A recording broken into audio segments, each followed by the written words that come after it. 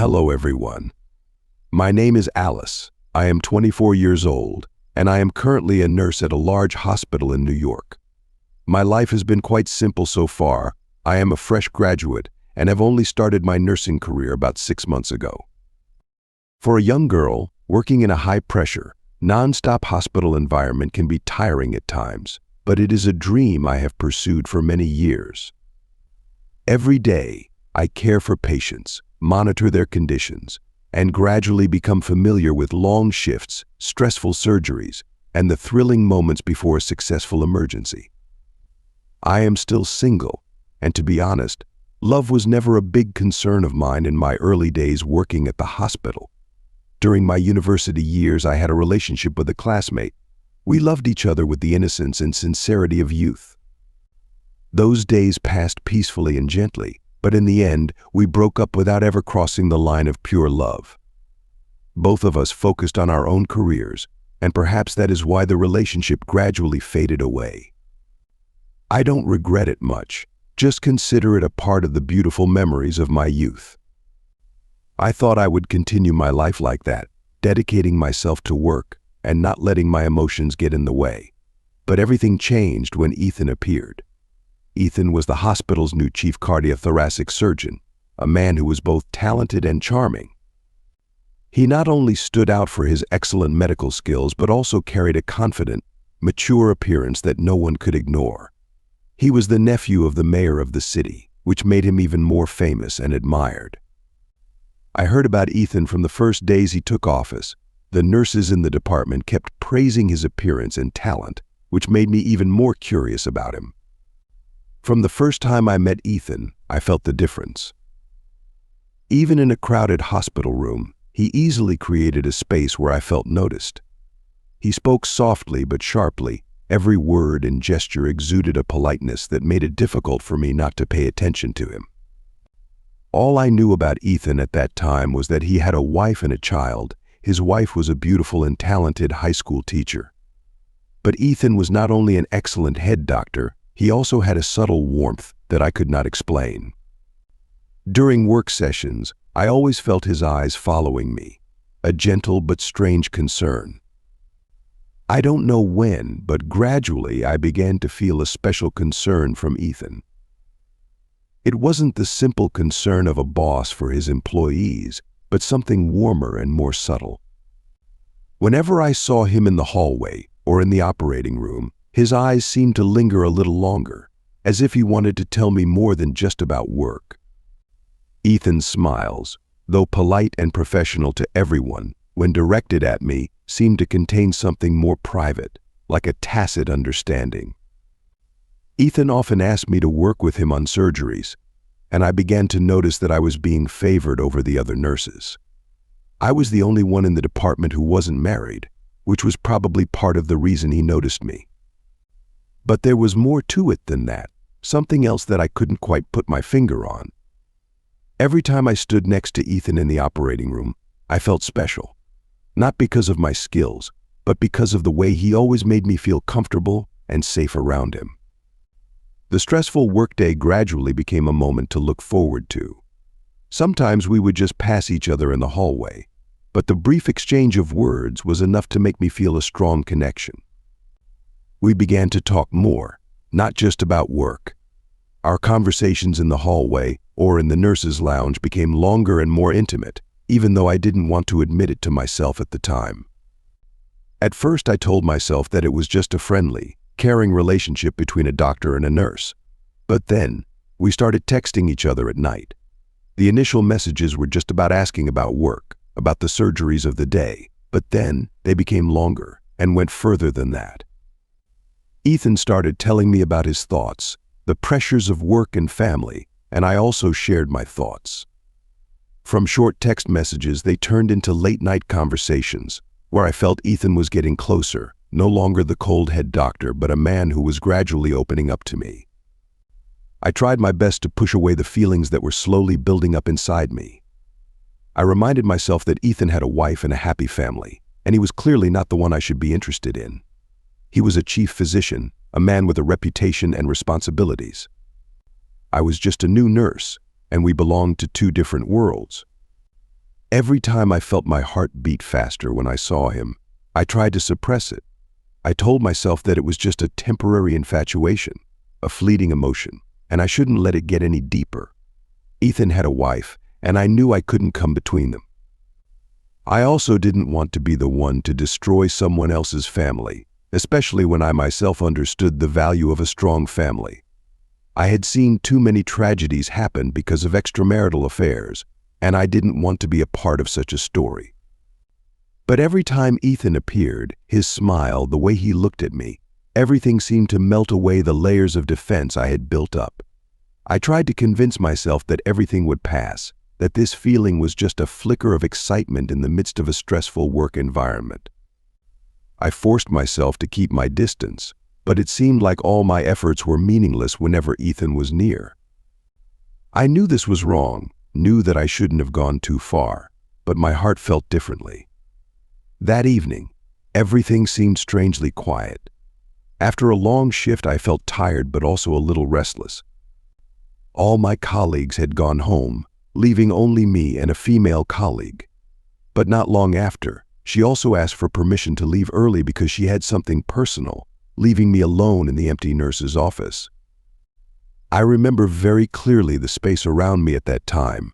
The yellow hospital lights shining down made the long hallway so quiet that it was uncomfortable.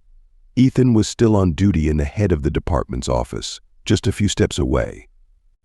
I don't know why I decided to go see him at that moment. Maybe it was curiosity, maybe it was the need to talk after a long, stressful day, or maybe it was something deeper that I didn't dare to admit.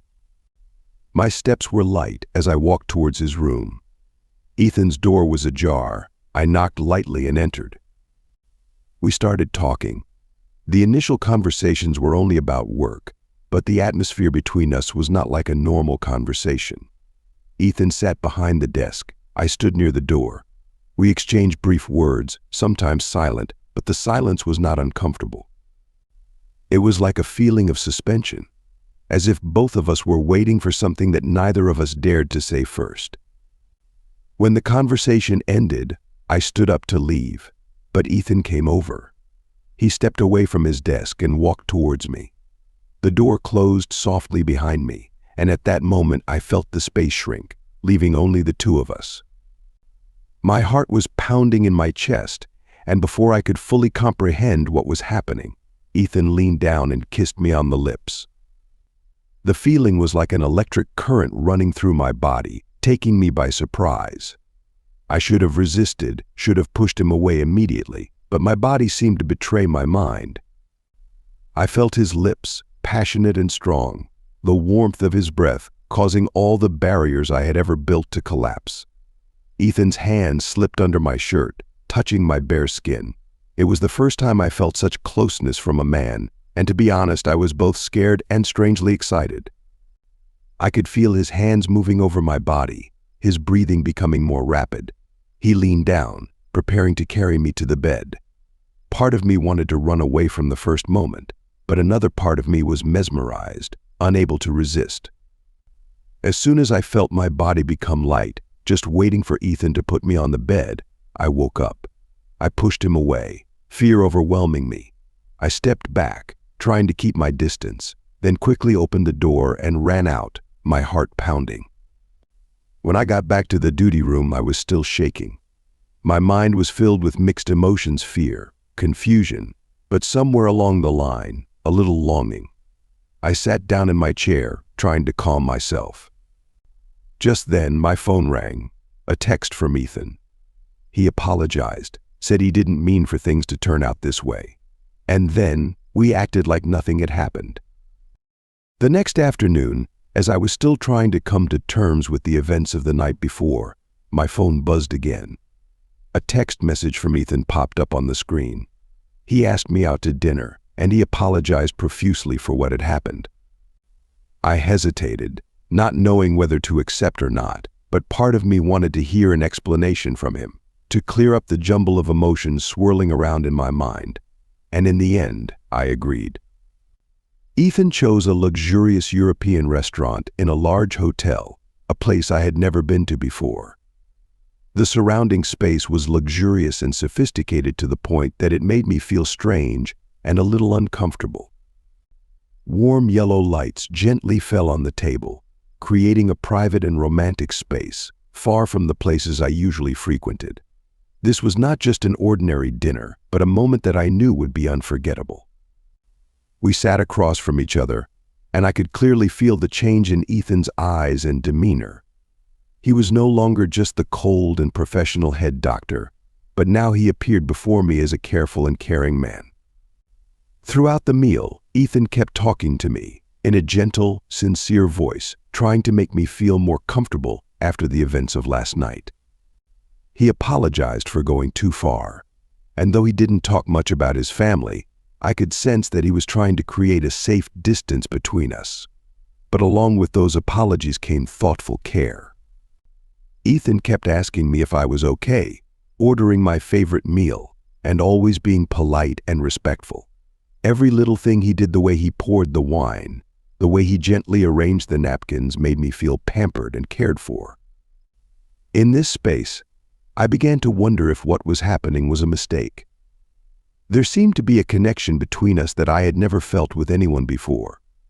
Ethan had the ability to make me feel protected, yet attracted to his strength and power.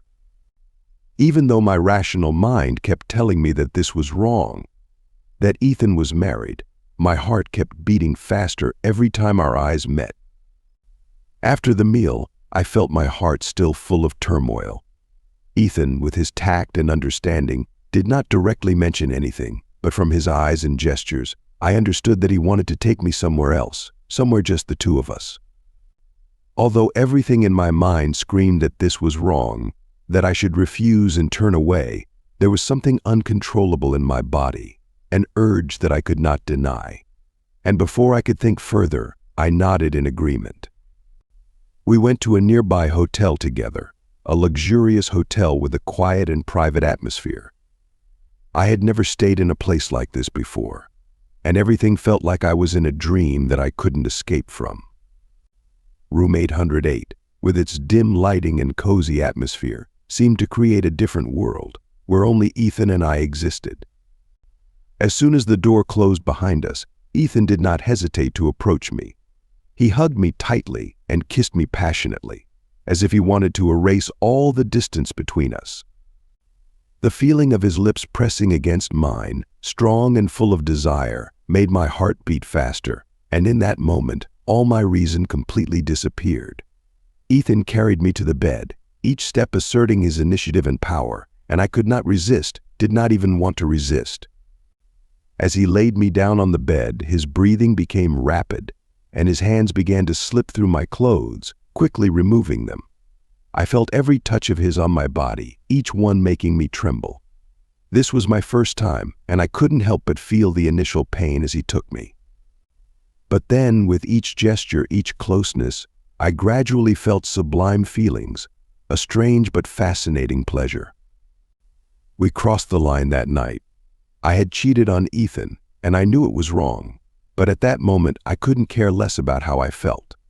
With Ethan, I felt not only a physical climax, but a connection, something I couldn't find with anyone else. And from that moment on, I knew that things would never be the same again. After that night, things between Ethan and I were no longer the same. We continued to work together, but our eyes and smiles had changed. Every time we met, we exchanged loving glances, a hidden connection that only the two of us understood.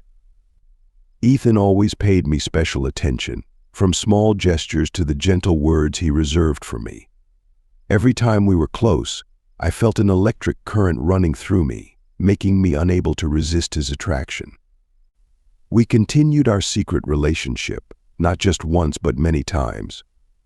The quick meetings in Ethan's office at the hospital, where there were few people around, were the private space we took advantage of to be together. And the secret meetings at different hotels in the city, each time brought with it a growing excitement and desire. I couldn't deny that I was becoming dependent on Ethan. He not only captured my heart, but also made me feel special, different from everyone else in the hospital. As time went on, I began to realize that I couldn't leave Ethan. He was no longer just a fling. but an integral part of my life. I wanted more, to be a real part of him, not just secret meetings in the dark. The physical closeness gradually made me yearn for a deeper intimacy, even though I knew it was impossible. But our relationship couldn't be kept secret forever.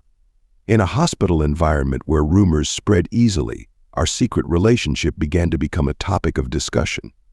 Gossips and whispers in the break room gradually spread everywhere. Some colleagues admired me, thinking that I was favored by the department head, and that special attention made them feel lucky. But there were also jealous people, looking at me with suspicion and sometimes disdain. I knew that things were getting out of control, but I still couldn't leave Ethan. That feeling was too strong, too deep for me to let go easily. Then, one Friday evening, as I was finishing up a long day at work and heading home, my phone rang. A text message from an unknown number popped up. I opened it, and my heart sank. It was from Ethan's wife. She didn't beat around the bush or be vague. The message was clear. She knew about my relationship with Ethan. Her words were threatening, but not loud or heavy. She just asked me to stay away from her husband if I didn't want to get into trouble. She didn't blame me entirely, but the warning was enough to let me know that I was embarking on a dangerous adventure that I didn't belong in. At that moment, I woke up. I could no longer hide from the fact that I had become the third person, what people called the third person, a title I never thought I would be attached to. Not only was I sneaking around with Ethan, I was also destroying his family. All the exciting emotions, the sublime moments I had experienced now weighed heavily on my shoulders. The feeling of guilt rushed back, weighing heavily on my chest. I stood there, phone still clutched in my hand, not knowing how to react. Ethan's wife's text had woken me up from the dream I had been living in all this time. Not only was I caught up in an affair, but I was also the one ruining someone else's happiness. This left me in a state of shock, as if everything around me was collapsing, and I had nowhere to turn. In that moment, I realized that I had to face the truth. This relationship could not continue, and if I did not end it immediately, the consequences would be even more severe. Along with many sleepless nights of thinking, the feeling of guilt and fear seemed to grow in my heart. The relationship between Ethan and I was no longer a moment of sublimation in the dark, but it gradually became a burden on my conscience. I knew that if I continued, I would not only lose myself but also cause harm to many innocent people, especially Ethan's wife and children. The truth was, I no longer felt any joy or excitement in this relationship, only fear and obsession that I was the one destroying someone else's family. I decided to end it. One afternoon I talked to Ethan. I suggested that we stop. He didn't want to. He said that there was something special between us, that he couldn't leave me. But I was too tired. The fear and guilt ate away at me day by day, hour by hour, and I knew I couldn't continue living like that. I had to make a choice for myself and for the people around me. Although Ethan tried to convince me, I was still determined. After a little bit of fighting, we finally broke up. After breaking up with Ethan, I knew I couldn't stay in that hospital anymore. Too many judgmental eyes, too many whispers, and above all, too many memories that I couldn't erase. I quit and moved to a small private clinic where things were quieter, without the hustle and bustle and pressure like before. That was the first step for me to start over, to forget the past. As time passed, I met the man who would later become my husband. He was a high school teacher, gentle, sincere, and responsible. We fell in love, got married, and now have 2 beautiful children. Life now seems perfect, a small happy family filled with love and care.